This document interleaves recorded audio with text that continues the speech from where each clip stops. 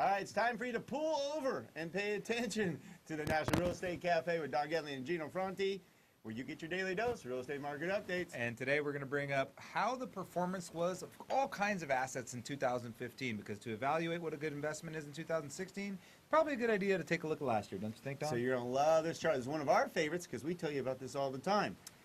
Number one investment return, 2015.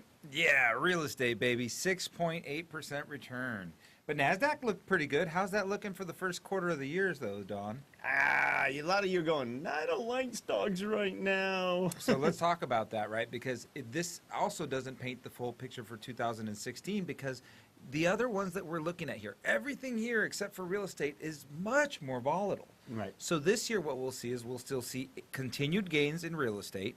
We don't know where we're going to end up in the stock market. It looks scary right now. Just so you have an idea, that the stock market is off to the worst start in its history, worse than 1929. Yeah. And so NASDAQ, S&P, those are going to be red candles this year. Dow Jones probably a red candle. Silver and gold are probably going to get a little bump. They're going to be a little bit better. I still don't see them positive, Don. Yeah.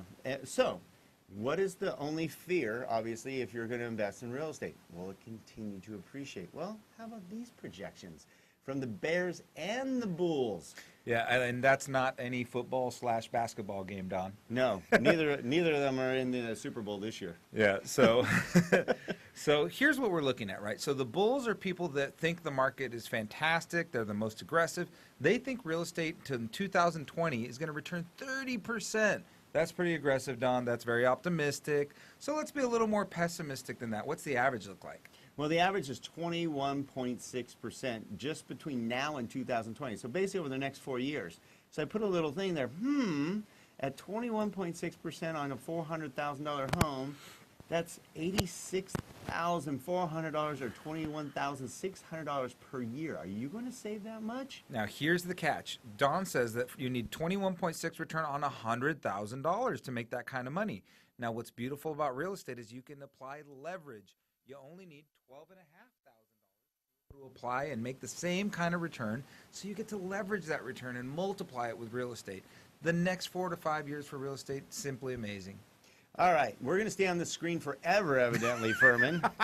Got to tease our producer back there. We're like, anytime now. I think they got the point. The point is there's nothing like the leveraging real estate. Besides the tax advantage, we're not even including that. Nope. There's nothing. They always say the best return on your investment over time is real estate. Yeah, and so with the stock market crashing, people are going to want to have assets that you can touch and feel and hold.